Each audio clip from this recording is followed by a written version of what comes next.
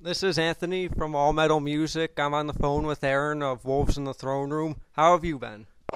I've been good. We just arrived at home yesterday. We finished a month touring in Europe and played one show in Atlanta on the way home, and yeah, we're just now settling back into life in Cascadia. How did the European tour go? Were there any shows that really stuck out in your mind? The tour went really well. I was, playing in Europe is always such a good experience because bands are treated so well. The hospitality is so much different than it is in the States. And it makes it easier to focus, on playing a really good set every night and keeping yourself physically healthy and keeping your spirit intact. Um, when it's just easier when you have a place to stay and people feed you a healthy home cooked meal. So that part was really good. Um, a few of the shows, yeah, a few of the shows really stood out. We played a show in Den Bosch in Holland with a band called The Devil's Blood, which I don't know if you've heard of, but I think people will be hearing a lot about them in the future, um, which was a really great show. Um, the show in London was really good. We played with a really amazing band in Madrid called Ascend, which is a band that I think more people should check out. I don't think they've ever played outside of Spain, but I hope that they achieve some more recognition because they're very impressive. You have a new full length, Black Cascade, coming out at the end of March. What can the fans expect from that release in comparison to your two previous full lengths? Well, this record is, I think it's more focused than Two Hunters and Diadem of 12 Stars. Um, our previous records oftentimes will write the music and record it without playing it live very much, and so we'll record the song and then figure out how to perform it in the live context.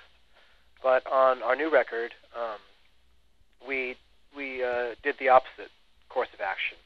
We wrote the music and then played it on the road for a couple weeks, so the songs could develop and grow on their own, and develop that sort of energy that comes when you play something live for a while. So this record is, I think it focuses more on the metal side of Wolves in the Throne Room. It's very harsh and it's unrelenting, and I think much darker than Two Hunters is. Your previous full lengths both had guest appearances by a female vocalist, but Black Cascade doesn't have any. Why did you not include female vocals this time around? Well, it's because going with the philosophy of the record, we wanted to make a record that we could play live in its entirety and not be missing some sort of important element. There's a few songs on Two Hunters and Diadem of 12 Stars both that we really can't perform live because of we'd be missing that really crucial element in the vocals performed by either Jamie Myers or Jessica Kinney. And we just finished before we recorded Black Cascade, we recorded an EP, which it was a collaboration with Jamie Myers, who was the vocalist on Diadem of 12 Stars. So I think that we did that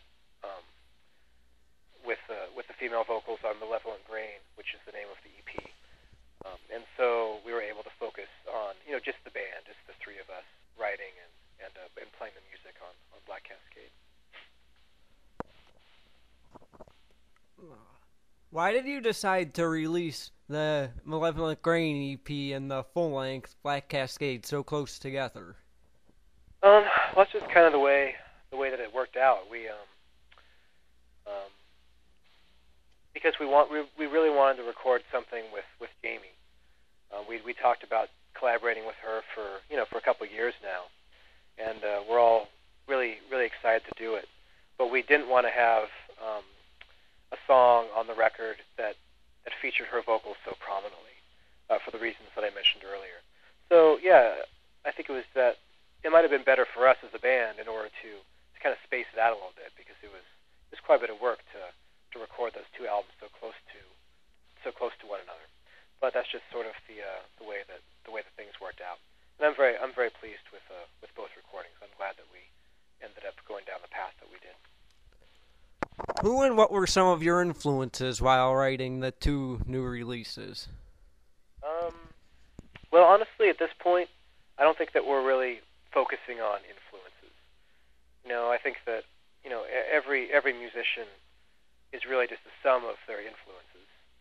Um, but I think that you reach a point when you achieve a certain amount of self-confidence in songwriting and playing, and the spirit of the band becomes, I think, very strong, and it really becomes its own sort of thing. So, when we were writing this music, we weren't, referencing other bands. We weren't saying, oh, well, this part should sound like Injustice for All, or this part should sound like The Nightside Eclipse. We were just playing music that came very naturally to us, and didn't try to overthink it too much. Your two previous full lengths were released on vinyl as well as CD. Are there any plans to release Black Cascade on vinyl as well? Yeah, of course. I mean, Southern Lord always does such a good job with their vinyl releases, and so Black Cascade will also be released in I think, a really beautiful double gatefold format, which I'm really quite excited about because I really love the music on Black Cascade, but I'm equally proud of the artwork that we created. We went on a couple days journey to the Cascade Mountains and hiked pretty far up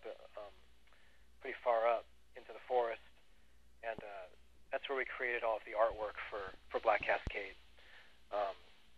And so I'm really excited about the pictures and the imagery and the way that the images interact with the music to create a spirit and create a narrative. And I think that having those images on that larger format on the vinyl is definitely the best way to view them. Yeah, I've always been a big fan of the vinyl releases. You also introduced a new guitarist, Will, to the fold, making Wolves in the Throne Room a 4-piece band and no longer a 3-piece. Why did you decide to introduce a second guitarist and not stick with the 3-piece? Well, actually, the situation is a little bit different, actually. The Wolves in the Throne Room is 3 people. It's myself, my brother Nathan, and then Will plays guitar. The previous second guitar player, Richard Dolan, left the band, about 6 months ago, because he had a child in Olympia, and didn't want to be on the road, and wanted to focus on some other things. And Will had been our touring bass player, and he's also a very good old friend of ours, and so he was able to very easily step into the position of second guitar. So yeah, the band is still 3 people. It's the same sort of format. Although we are now touring with a bass player, we'll try to always have a session bass player when we go on the road.